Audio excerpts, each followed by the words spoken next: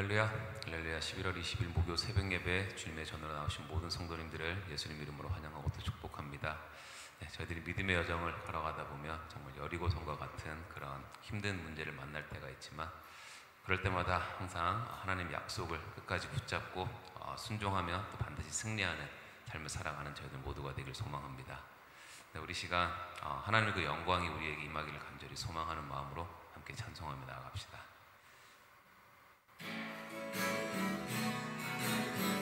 문들아 머리 들어라, 문들아 머리 들어라. 들릴지어다 영원한 문들아, 영광의 왕 들어가시도록 영광의 왕 들어가신다. 문들아 머리 들어라. 들릴지어다 영원한 문들아, 영광의 왕 들어가시도록 영광의 왕 들어가신다. 영광의 왕이시뇨, 강하고 능하신 주로다. 전쟁에 능하신 주시라. 다 찬양 위대하신 왕께 만세, 왕께 만세. 당신은 영광의 왕이라. 다 찬양 위대하신 왕. 아멘. 문들아 머리 들어라. 들릴지어다 영원한 문들아, 영광의 왕 들어가시도록 영광의 왕 들어가신다. 문들아 머리 들어라. 들릴지어다 영원한 문들아, 영광의 왕 들어가시도록 영광의 왕 들어가신다. 영광의 왕이시뇨, 강하고 능하신 주로다. 전쟁에 능하신 주시라. 다 찬양 위대하신 왕. 왕께 만세, 왕께 만세, 왕께 만세. 당신은 영광의 왕이라. 다 찬양 위대하신 왕. 왕께 만세, 왕께 만세, 왕께 만세. 당신은 영광의 왕이라. 다 찬양 위대하신 왕. 당신은 영광의 왕이라. 당신은 영광의 왕이라. 다 찬양 위대하신 왕.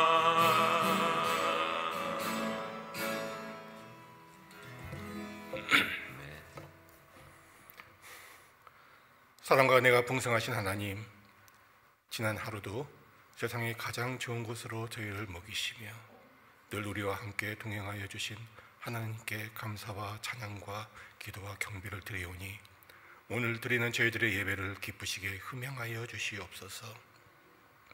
그러나 주님, 저희가 하나님의 말씀을 청중하며 행하기를 소원하였으나 입술과 마음을 제어하지 못하여 많은 죄를 지었음을 이 시간 자복하고 회개하오니 저희들의 죄를 용서하여 주시옵고 주의 보혈로 흰 눈처럼 정결케 하여 주시옵소서.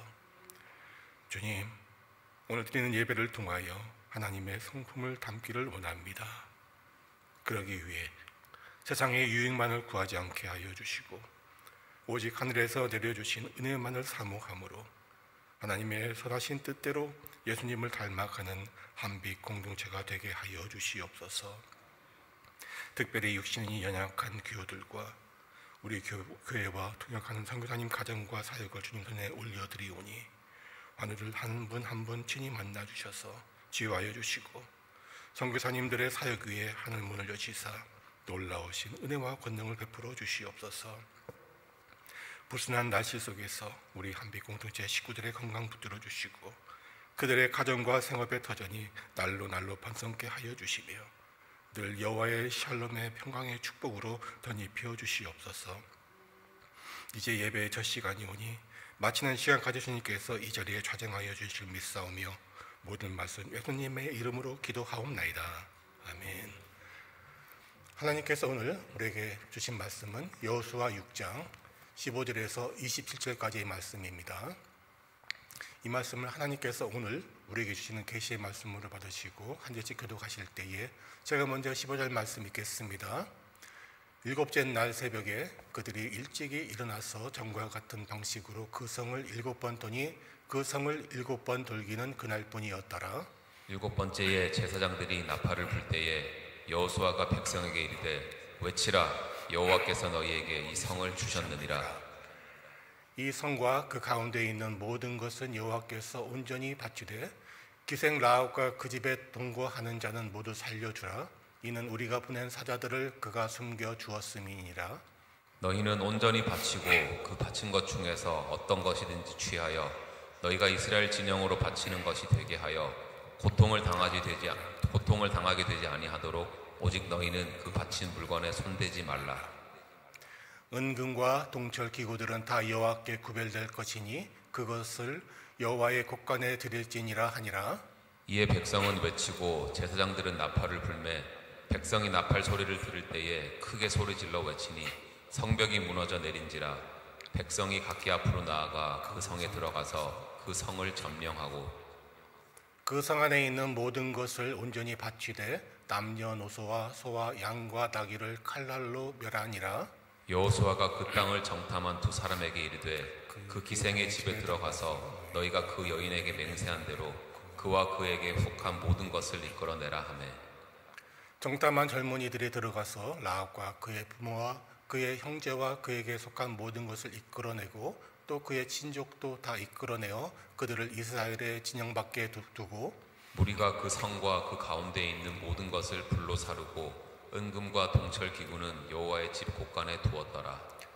여호수아가 기생 라합과 그의 아버지의 가족과 그에게 속한 모든 것을 살렸으므로 그가 오늘까지 이스라엘 중에 거주하였으니 이는 여호수아가 여리고를 정탐하려고 보낸 사자들을 숨겼음이었더라.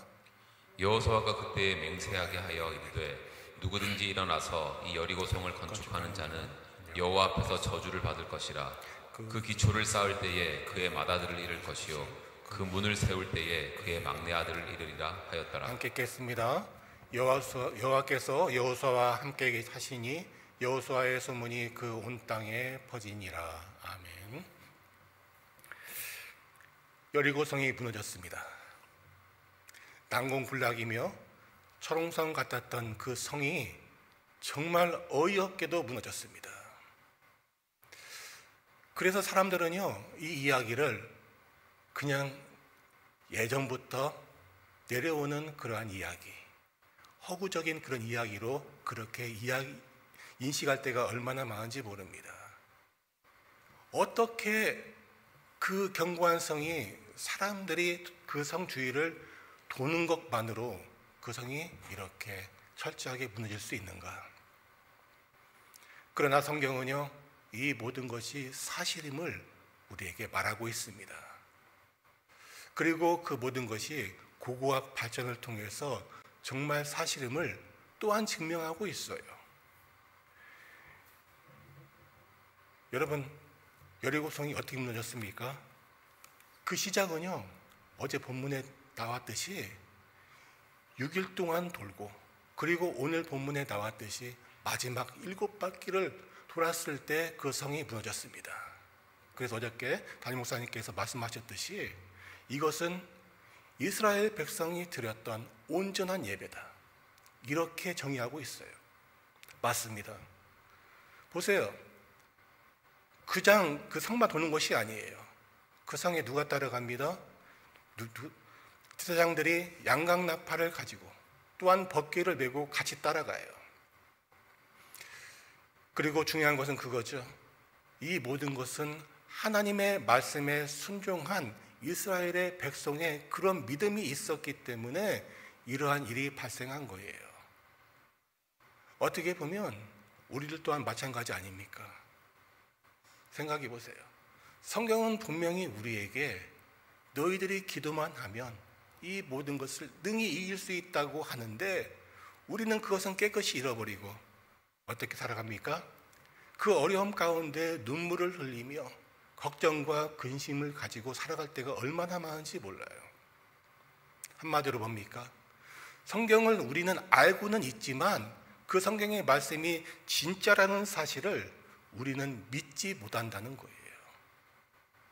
어떻게 보면 우리 주변에는 수많은 믿을 것들이 있잖아요. 돈도 있고요, 명예도 있고요, 권세도 있고요. 그래서 세상에 있는 사람들은요, 이 모든 것이 나를 지켜줄 것이라고 철저히 믿었습니다. 돈 많은 사람들은 자기 주변에 보디가드를 둬요. 그들이 어떠한 위험 속에서도 나를 지킬 수 있을 것이다. 또 어떤 사람들은 자기의 권세, 내가 누군지 알아. 이런 걸 가지고 살아갔던 사람들이 얼마나 많은지 모릅니다. 그런데 2019년 어떠한 일이 발생했습니까? 그해 12월부터 이상한 일이 발생하더니 2020년에 마침내 코비드를 통해서 너무도 어이없게 건강했던 사람이 하루아침에 죽거나 또한 그렇게 자기 건강을 생각했던 사람들이 순식간에 건강을 잃어버리는 일들이 발생했다는 거지요. 그게 어떠한 전쟁이나 기근이나 이런 게 아니에요. 그저 단순한 바이러스, 그거에 무너진 거죠.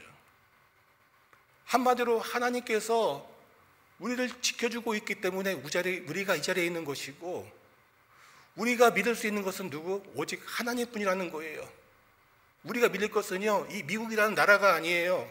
미국이라는 그런 나라에 이러한 군사력이나 경제력이나 이런 것이 아니라 오직 하나님께서 우리를 붙들고 있기 때문에 우리가 지금 이 자리에서 하나님께 예배를 드리고 있는 것이 아닙니까? 생각해 보세요. 자, 이제 그렇다면 오늘 본문에서 말하는 여리고성이 무너지는 그 과정을 한번 볼까요? 바로 이거예요.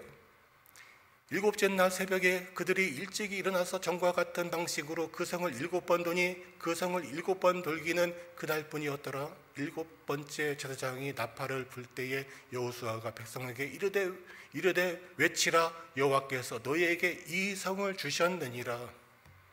아멘입니까? 여호와께서 이 성을 너희에게 주셨느니라. 그런데 중요한 건 이거예요. 이 성을 주셨으면은요, 그 성에 있는 뭡니까? 모든 재물들, 곡식들, 그리고 양과 나귀와 심지어 사람들까지도 내가 가져야 되는데 그게 아니라는 거예요. 이 성을 온전히 여호와께 바치라. 그리고 더 나아가 20절과 21절을 보니까 이에 백성은 외치고 제사장들은 나팔을 불매 백성이 나팔 소리를 들을 때에 크게 소리질러 이르되 성벽이 무너져 내린지라. 백성이 각기 앞으로 나아가 그 성에 들어가서 그 성을 점령하고 그 성 안에 있는 모든 것을 온전히 바치되 남녀노소와 소와 양과 나귀를 칼날로 멸하니라. 여러분, 하나님께서는요, 이 여리고 성의 전쟁을요 아주 특별한 것으로 구별하셨어요. 그리고 또한 이 모든 것이 그저 성경에 나타나는 그러한 글이 아니라 사실임을 고고학을 통해서 우리는 알게 되었습니다. 1968년부터요 무려 4차례에 걸쳐서 여리고성에 대한 발굴이 시작됐는데요, 어떻게 보면 그 시작부터 사람들은 기이하다라는 그런 느낌을 받았습니다. 이 성이 너무도 철저하게 파괴가 되었다는 거예요. 우리가 오른쪽 그림에 보면은요, 단순히 조그만 무너진 걸로 이렇게 나타나 있지만 실제 발굴을 해보니까 동서남북에 있는 모든 벽이, 성벽이 다 무너져 내렸더라라고 그렇게 사람들은 공통적으로 증언을 합니다. 이 옹벽의 높이는요 무려 7m예요. 그 높이 생각해 보세요. 사람들이 어떻게 올라갑니까? 그런데 조사를 해보니까 이 내성벽뿐만 아니라 위에 있는 그 외성벽 또한 이 모두 다 앞으로 쏟아져 내려가지고요 그걸 밟고 올라갈 수가 있었다라는 겁니다. 그저 올라가면 되는 거예요. 사다리를 놓을 필요도 없습니다. 하나님이 이 성을 점령하기 너무도 좋게 철저하게 무너뜨렸기 때문에, 심지어 사람들이 너무도 귀하게 생각한 것이 뭔가 하면 그 성에는 수많은 옹기 그릇들, 곡식을 담을 수 있는 그런 그릇이 얼마나 많은지 몰랐다는 거죠. 그 성의 인구는 불과 1,500명 정도밖에 안 되는데 그 사람들이 몇 년 동안 먹을 수 있는 그 양의 이런 곡식들이 존재했다는 겁니다. 그런데 놀라운 것은요, 그 곡식들 하나하나 가득 채워져 있다는 거죠. 뭡니까? 약탈을 하지 않았다는 거예요. 온전히 그걸 그대로 놔두었다는 거예요. 왜? 이 모든 것은 하나님께 바쳐야 되는 것이기 때문에. 그래서 발굴할 때마다 이러한 곡식들이 탄화된 채로 발견되는 거예요. 더 나아가 24절을 보니까 무리가 그 성과 그 가운데 있는 모든 것을 불로 사르고 나와 있죠. 일정한 깊이에 보면은요 불에 탄 흔적이 광대라는 거죠. 저녁에 걸쳐가지고 무려 그 깊이가 1m. 이러한 일은 성경에 기록된 그대로 다 등장을 하는 거예요. 어떻게 보면 이 여리고성에 대한 전쟁은요 너무도 특별한 전쟁입니다. 그리고 또한 우리가 전에서 말씀드렸듯이 이게 하나님께 드리는 예배와 제사라면 반드시 빠지면 안 되는 것이 있죠. 그게 무엇입니까? 바로 예물이에요. 18절 한번 볼까요? 너희는 온전히 바치고 그 바친 것 중에서 어떤 것이든지 취하여 너희가 이스라엘 진영으로 바치는 것이 되게 하여 고통을 당하게 되지 아니하도록 오직 너희는 그 바친 물건에 손대지 말고 은금과 동철 기구들을 다 여호와께 구별될 것이니 그것을 여호와의 곳간에 드릴지니라 하니라. 뭡니까? 그냥 다 놔두라고. 그리고 그 중에서 은금과 동철 기구들은 다 여호와의 것이다. 이게 왜 특별하냐면요 그 다음 전쟁인 아이성의 전투에서 하나님께서 하신 말씀을 보세요. 여호수아 8장 2절인데 너는 여리고와 그 왕에게 행한 것 같이, 이건 뭡니까? 그들을 진멸하라는 얘기죠. 다만 아이 왕과 그 왕에게 행하되 오직 거기서 탈취할 물건과 가축은 스스로 가지라. 이제부터 너희들 점령한 모든 것 다 너희에게 줄 것이다. 다르죠? 여리고성에 있는 모든 것은 뭡니까? 여호와께 온전히 바쳤는데 그 다음부터는 너희가 취하라라는 거예요. 여러분 우리는 이미 이런 내용에 대해서 너무도 익숙합니다. 첫 열매는 누구 거라고요? 하나님 거예요. 장자는 누구 거라고요? 하나님 거예요. 첫 번째 거. 이스라엘 백성이 요단강을 건너서 첫 번째 점령한 여리고성이 그래서 특별한 거예요.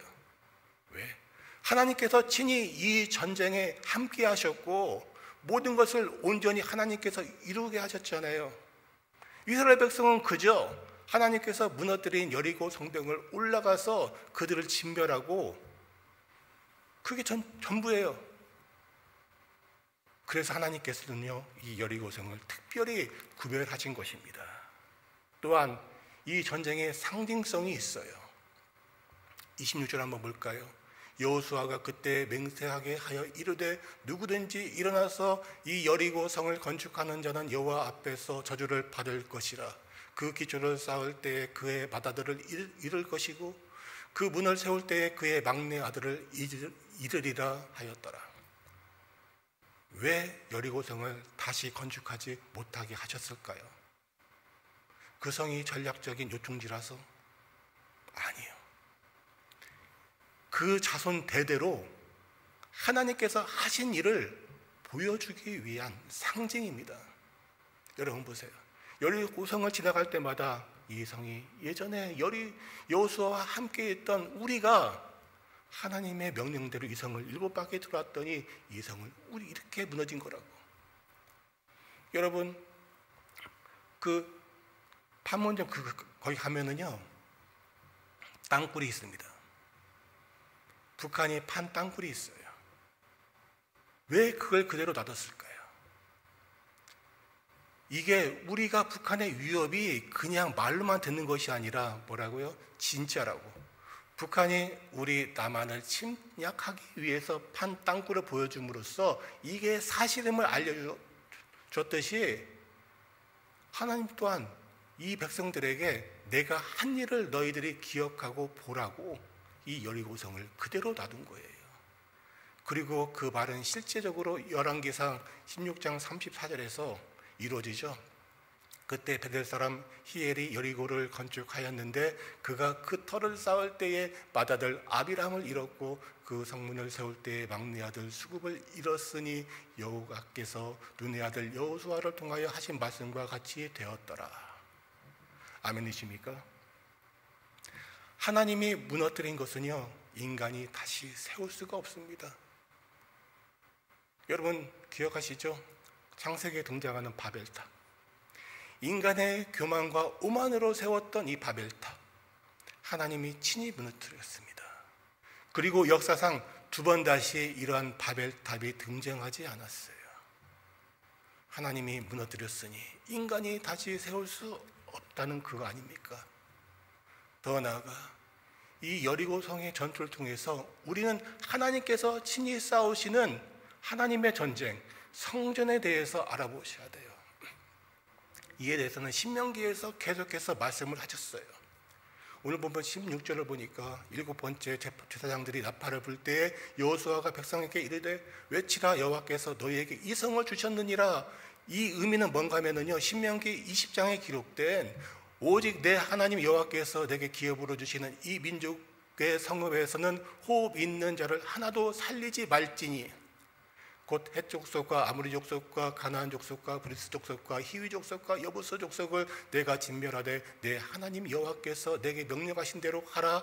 이는 그들이 그 신들에게 행하는 모든 가증한 일을 너희에게 가르쳐 본받게 하여 너희가 너희의 하나님 여호와께 범죄할까 함이니라. 한마디로 뭡니까? 금묵자흑, 범죄한 자, 타락한 자, 그런 자들과 함께 교류를 하면 나 또한 어떻게 된다고요? 그들과 같이 된다는 거예요. 그래서 우리가 잘 알고 있듯이 맹모 삼천지교. 왜 맹자의 어머니가 그 집을 3번이나 이사를 했겠습니까? 그 아들이 보고 배울 것이 무엇인가를 알아야 된다는 거죠. 우리도 다 마찬가지예요. 세상에 살면서 다양한 사람들을 만납니다. 그런데 그 가운데 있는 사람들 중에 같이 교류할 사람도 있고요, 만나서는 안 될 사람도 있는 거예요. 이게 정말 중요한 거죠.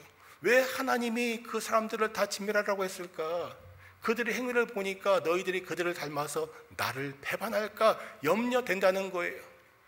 그럴 바에야 뭡니까? 깨끗이 그들을 진멸하라고. 이게 바로 하나님의 헤렘입니다. 헤렘이 바로 이 진멸이라는 단어의 히브리 원어인데요, 이게 중요한 게 이거예요. 신명기 7장에 이에 대해서 이렇게 말하고 있습니다. 내 하나님 여호와께서 그들을 내게 넘기시고 그들은 크게 혼란하게 하여 마침내 진멸하시고 너는 그들의 조각한 신상들을 불사르되 그것에 입힌 은이나 금을 탐내지 말며 취하지 말라. 내가 그것으로 말미암아 올무에 걸릴까 하노니 이는 내 하나님 여호와께서 가증히 여기시는 것임이니라. 너는 가증한 것을 내 집에 들이지 말라. 너도 그것과 같이 진멸당할까 하노라. 가증한 것, 아무리 은과 금이 귀중한다 할지라도 그것이 신상을 장식한 것이면 뭡니까? 부정한 거예요. 그걸 통해서 뭡니까? 내가 올무에 빠진다는 겁니다. 여러분, 우상 섬기는 일, 거기에 대해서 우리는요 다가서서는 안 된다는 거지요. 그런데 여러분들도 알다시피 요즘 교회에 다니시는 분들 가운데 점을 치거나 굿을 하거나 이런 분들이 실제로 존재를 해요. 이게 얼마나 무서운지 모릅니다. 왜 두 주인을 섬깁니까? 중요한 건 이거예요. 세상 사람들이 볼 때 거기 가니까 용하더라, 거기 가니까 모든 것이 얼마나 기가 막히신지 몰라, 그 사람한테 가면 모든 게 다 해결되고, 그 사람한테 가면 네가 궁금했던 거 다 해결되니까 한번 가보라고. 그걸 누가 권면합니까? 교회 권사님들이, 교회 집사님들이 그 얘기를 해요. 나도 가봤는데 처음에는 믿지 않았어. 근데 실제 가보니까 기가 막히대. 이게 문제라는 거죠. 중요한 것은요, 하나님께서 왜 우리에게 진멸하라고 했는지가 정말 중요하다는 거예요. 우리의 신앙에 방해가 되거나 우리의 믿음에 걸림돌이 되는 거 있으면 그것을 우리 안에서 제거하라는 거예요. 그게 우리의 올무가 되니까. 더 나아가 하나님께서는요, 이렇게 헤렘이라는 그런 상황 속에서, 진멸이라는 상황 속에서 라합을 구원해 주셨어요. 라합. 22절부터 한번 볼까요?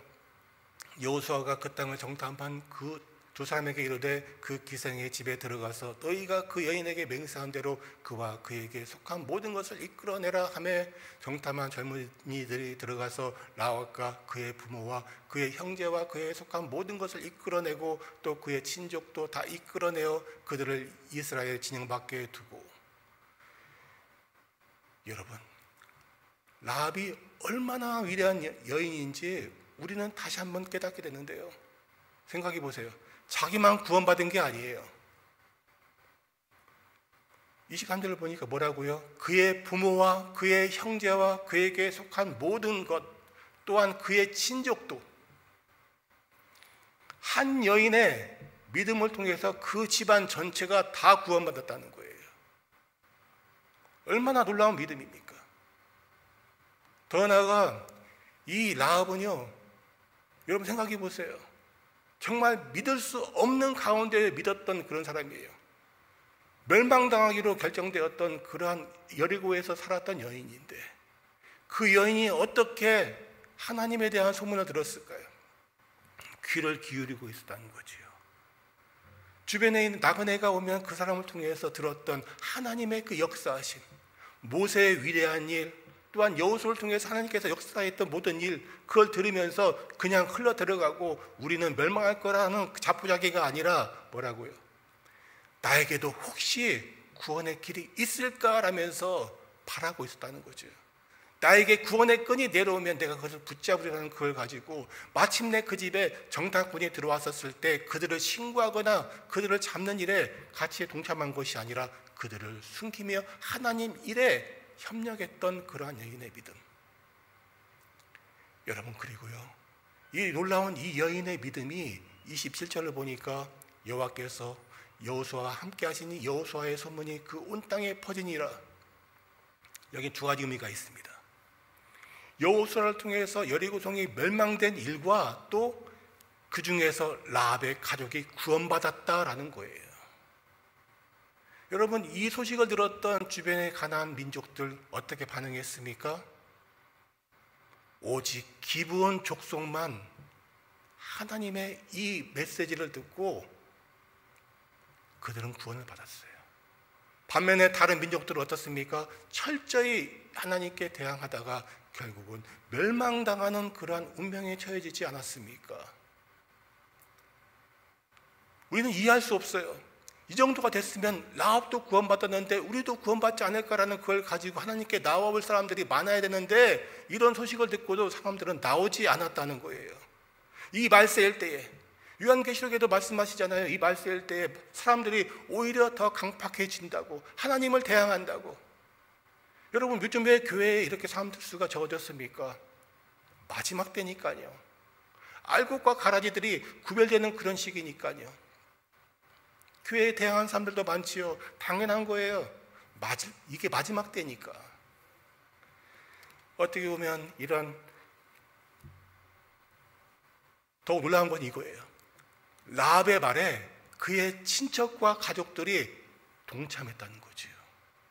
마치 창세기 우리 19장에 등장하는 롯의 사유와는 너무도 다른 모습이 아닙니까? 롯이 아무리 가서 간청해요. 이 성은 곧 멸망할 거야. 그러니까 우리 같이 나가자고 했는데 그의 사위들은 농담으로 여겼더라. 반면에 라합의 가족들은 어떻습니까? 정말 그 조그만한 집 가운데 그 집 안에 많은 사람들이 들어와 있는 거예요. 왜?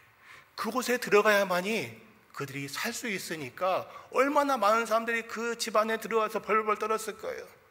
우리가 과연 구원을 받을까라는 그걸 가지고 그 안에 모였던 사람들, 누구든지 붉은 줄이 매어 있는 그 집에 들어간 사람들만 구원받을 수 있어요. 에이, 다 농담 아니야.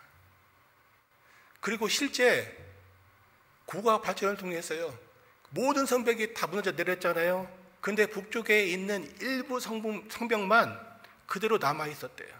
일부지요. 하나님이 특별히 거기만 놔두고 무너뜨렸다는 거예요. 그래서 사람들이 신기하다, 다 무너졌는데 왜 여기만 이렇게 그대로 서 있을까라고 발굴팀들이 고백을 합니다. 그게 바로 라합의 집이 있었던 그곳이에요. 이렇듯 라합의 위대한 신앙이 있었고요, 또한 그의 며느리가 될 롯의 신앙도 한번 볼까요? 롯의 신앙, 롯 1장 4절을 보니까 그들은 모압 여인이었대요. 롯은 모압의 여인이었어요. 그들이 한마디로 아내를 맞이하였는데 하나의 이름은 오르바요, 하나의 이름은 룻이더라.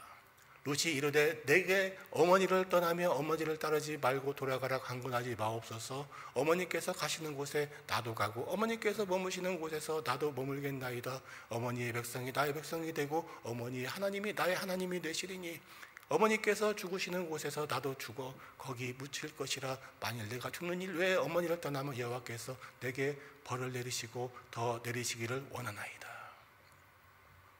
여러분, 룻은요 모압 여인이에요. 모압 사람 하면 생각나는 것이 있지요. 발람. 한마디로 음란하고 우상을 섬기고 그러한 나라에 룻과 같은 사람이 있었다는 거지요. 그렇다면 룻의 믿음은 어디서 나왔을까요? 그의 시어머니인 나오미의 행실을 보니까 하나님이 진정한 신이라는 것이 깨달아지는 거예요. 한마디로 시어머니. 그럼 우리는 생각나는 것이 있죠. 고부 갈등.